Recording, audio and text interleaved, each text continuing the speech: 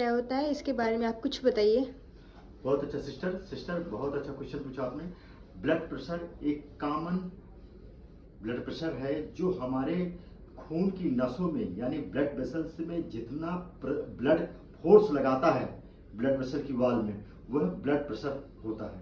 Blood pressure दो reading में देखते हैं, एक तो सिस्टोलिक, दूसरा डायस्टोलिक। जैसे हम कहते हैं कि ब्लड प्रेशर किसी का 150/90 है। 150/90 मतलब कि सिस्टोलिक, ऊपर वाला सिस्टोलिक, जो सिस्टोलिक ब्लड प्रेशर है वो 150 है। नीचे का मान लीजिए 90 है या 80 है, वो डायस्टोलिक होता है। तो जब हार्ट हमारा कंस्ट्रिक्ट करता है तो सिस्टोलिक, यानी हार्ट ने कंस्ट्रिक्ट किया, जो शरीर का ब्लड आया वो बाहर कार्डियक आउटपुट से निकला, वो ब्लड के वेसल्स में फोर्स करता है। जैसे हमने ब्रैकियल आर्टरी यहाँ है उससे नापे तो वो फोर्स किया, वो ब्लड प्रेशर, तो वो सिस्टोलिक प्रेशर हुआ। अब जब ब्लड आपका हार्ट ब्लड पंप आउट कर दिया, अब हार्ट को ब्लड आता है, सारे शरीर से आया, यानी कि वो डायस्टोलिक है, तो वो डायस्टोलिक प्रेशर यानी नीचे वाला प्रेशर। तो सिस्टोलिक बाय डायस्टोलिक, तो ये ब्लड प्रेशर है जिसे हम mmHg नापते हैं।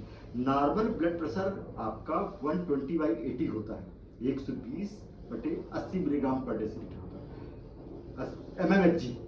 तो अगर यह बढ़ा होता है, यानी जब पहले 140 होता है या सी कहते हैं डायस्टोलिक, और 150/80 हो सकता है, तो जैसे जैसे बीपी बढ़ता है तो हम सबसे पहले क्या करते हैं, गोलियां नहीं स्टार्ट करते हैं। सबसे पहले उसे कहते हैं कि लाइफ स्टाइल चेंज करिए आप, यानी खाने पीने में आप परहेज करिए, रेगुलर एक्सरसाइज करिए। खाने पीने में क्या ध्यान देना है कि आप साल्ट कम यूज करिए, ऑयली चीजें, तेल वाले वसा वाली चीजें कम से कम रखिए। ओबेसिटी है तो उसको वेट डाउन करिए। लेग आप एक्सरसाइज, फिजिकल इनएक्टिविटी, उसको तो फिजिकल एक्टिविटी को बढ़ाइए। तो इन सब से आपका बीपी नॉर्मल होने लगता है।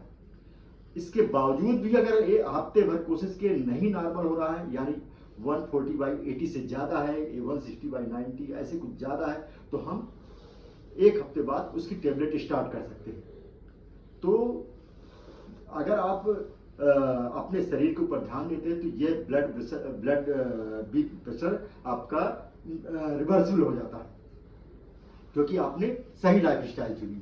तो ये अगर कहे जाए कि इसके कॉम्प्लिकेशन क्या हो सकते हैं, तो ब्लड प्रेशर के कॉम्प्लिकेशन में आपका अगर हाई ब्लड प्रेशर होता तो आपने देखा कि नाक से ब्लीडिंग हो जाती है, एपिस्टेक्सिस हो जाती है, कई बार ब्रेन में स्ट्रोक हो जाता है, कई बार जो आपकी आंखें में है वो रेटिनोपैथी हो जाती है, हेमोरेजिक रेटिनोपैथी जिसे कहते हैं।